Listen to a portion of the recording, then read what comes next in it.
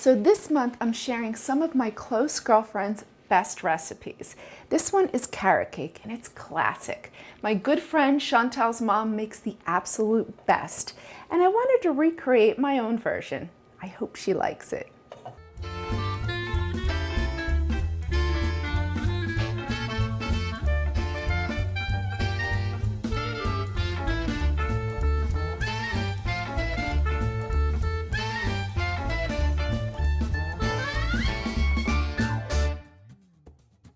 Hey guys, first to get started on our carrot cake, you want to prepare your tins. So I've oiled them and lined them with a parchment disc. And now to start our dry ingredients. So we have all-purpose flour. So we want to sift the flour, and I'm going to actually sift all the other ingredients except for the salt also. This is going to make for a nice, light, and airy cake. So cinnamon, baking soda. It's going to keep it nice and tender. I'll pop the salt right in the bottom just because I use kosher salt in my kitchen and it won't work through the sieve. See that? We didn't sift it.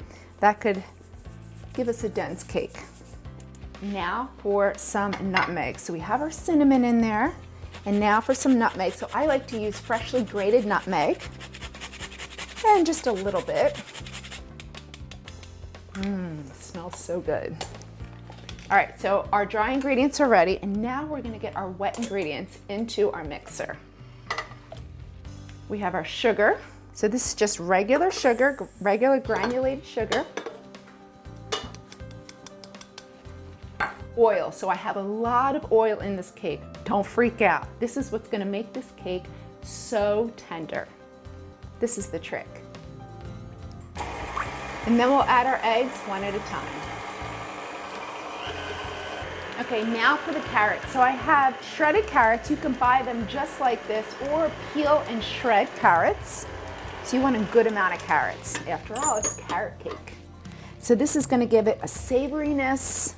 It's also gonna help tenderize and moisten the cake as well because there is a little bit of moisture in those carrots. So we've got our carrots, and then I have pineapple. So this is just canned pineapple. It's minced. I did drain it. Again, it adds tons of moisture and it gives it a little sweetness.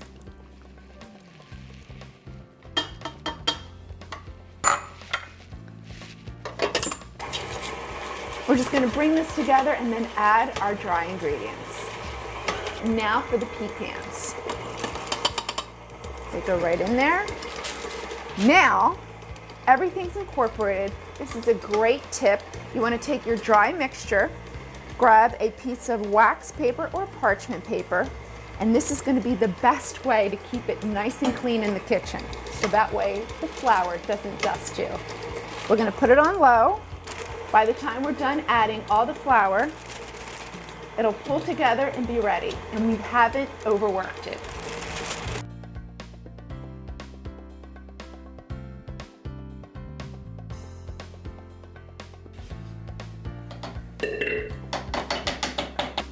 Okay, perfect. Now into a 375-degree oven until they're tender and cooked through about 30-35 minutes. Now for the icing. So this is a cream cheese icing, which I love cream cheese icings. All right, they're not too sweet. I have a good amount of butter in here as well. So I have 2 room temperature blocks of cream cheese, room temperature butter. So important. So they both have to be at room temperature. And now our confectionery sugar. So this is what sweetens it and pulls it all together. So I'm going to add it a little as I go, and then we're just going to turn it on and get it working. Because again, we don't want to wear all the confectionery sugar. Okay, now for a little vanilla extract, which gives great flavor. A little goes a long way. And that is our icing. So my girlfriend Chantal's mom is a professional baker, and she's taught me a lot of great tips and tricks. So we have about 3 cups of confectionery sugar into this icing. She taught me if you want your icing to be a lot tighter, add more confectionery sugar. Well, I wanted to keep this one a little bit more pliable and loose, so I added 3 cups. All right, our icing is ready. Let's go check on our cakes. So our cakes look beautiful. I let them cool, remove the parchment discs, and now they're ready to be iced.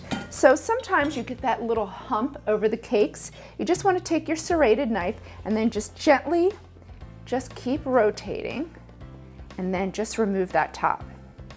This happens to be my favorite part. These are the scraps that I like to nibble on. All right, I'm going to save these little scraps.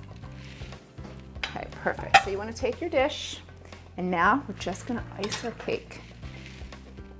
So my girlfriend Chantal, whenever she comes over for dinner, she'll bring me her mom's famous carrot cake, and it is just so good.